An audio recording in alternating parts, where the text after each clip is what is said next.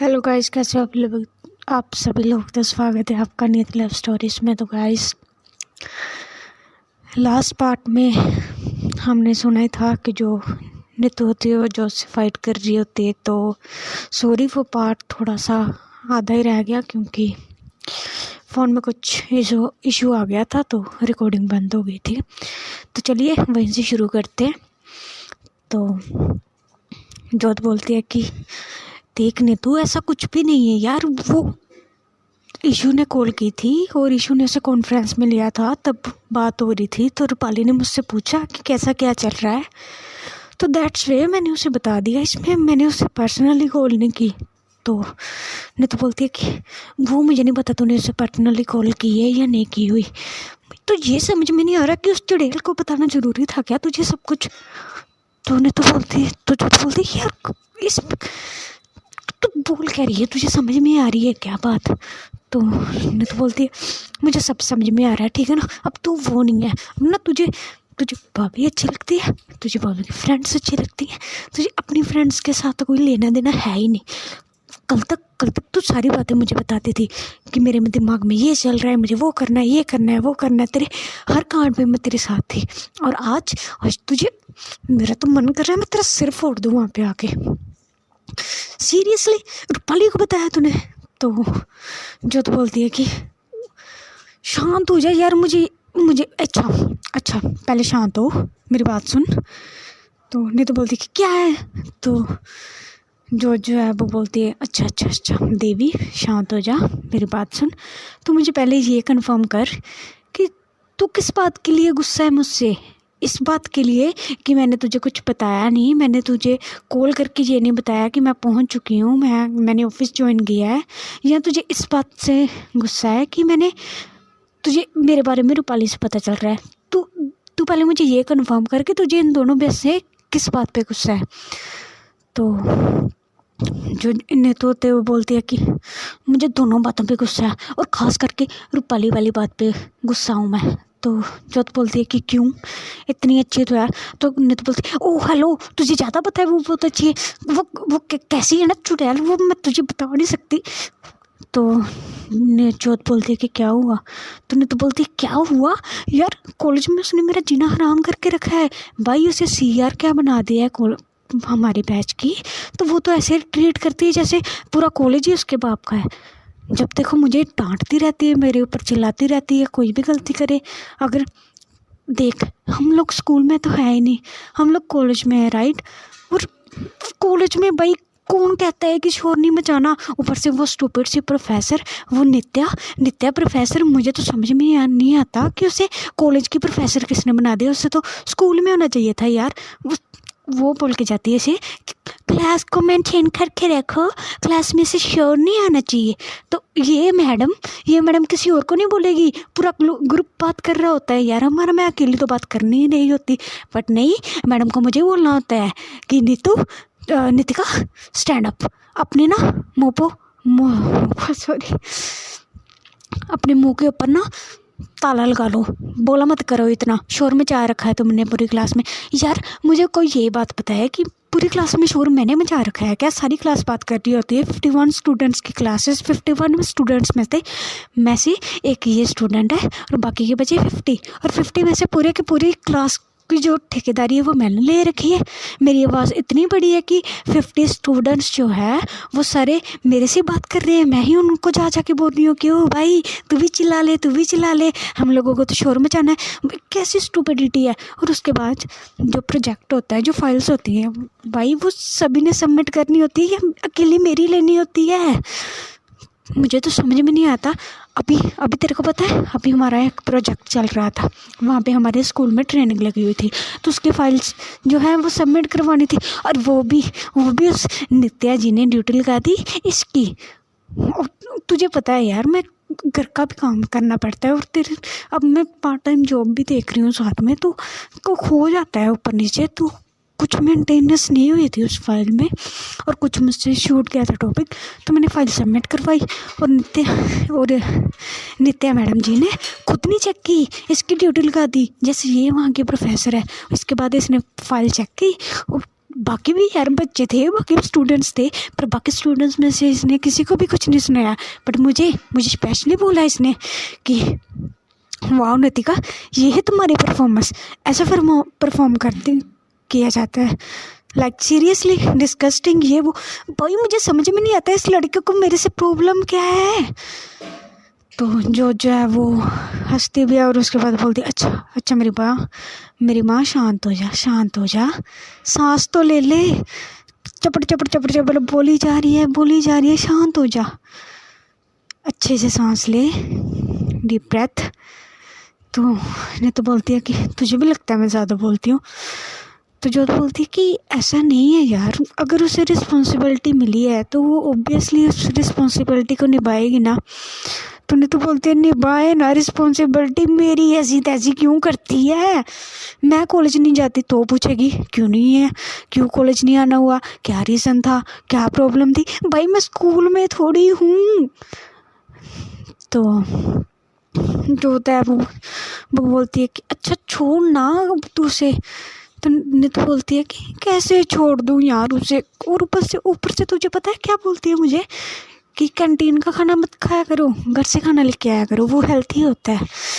तुझे क्या लेना देना मैं घर का खाऊं या मैं कैंटीन से लूँ, तू मेरे को पैसे दे रही है क्या।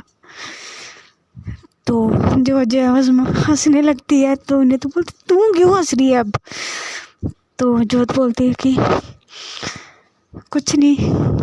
तो उन्हें तो बोलती कि क्या है यार। तो जोत बोलती कि कुछ नहीं है बाबा। अच्छा चल ठीक है, अभी नाइट बहुत हो चुकी है तो तू भी रेस्ट कर ले। तो उन्हें तो बोलती क्या रेस्ट कर ले, कॉलेज जा रही हूँ। तो जोत बोलती कि वहाँ पे तो 12 बज चुके होंगे ना, तू अब क्यों कॉलेज जा रही है।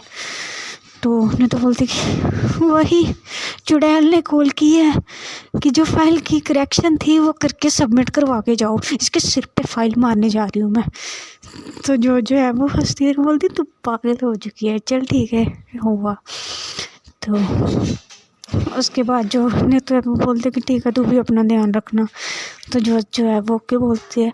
और उसके बाद ऐसे टाइम बीत जाता है और जो है वो सो जाती है। और उसके बाद जो इशू है वो लंच टाइम में फ्री होती है, जोत को कॉल करती है, बट जो है वो थकी हुई होती है क्योंकि उसने ट्रैवल भी किया हुआ होता है, उसके बाद ऑफिस भी देखा हुआ होता है, तो वो थक जाती है, उसे नहीं पता चलता कॉल आ रही है, तो वो सोती रहती है। और जब मॉर्निंग होती है जो है वो जगती है तो वो देखती है कि टाइम जो है वो वहाँ के 8 बज चुके होते हैं और जो यहाँ पे है वो शाम का टाइम हो रहा होता है अराउंड 5 to 6।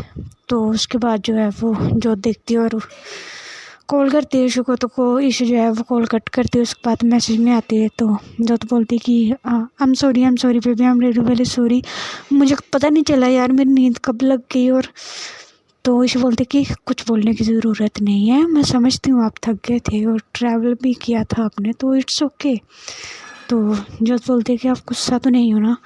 तो इशू बोलती है कि अरे नहीं बाबा मैं नहीं हूँ गुस्सा। अच्छा वहाँ पे कितना टाइम हो रहा है। तो जोत बोलती है कि 8 बज गए। तो ईशू बोलती है कि आपको ऑफिस नहीं जाना। तो जोत बोलती है कि जाना है।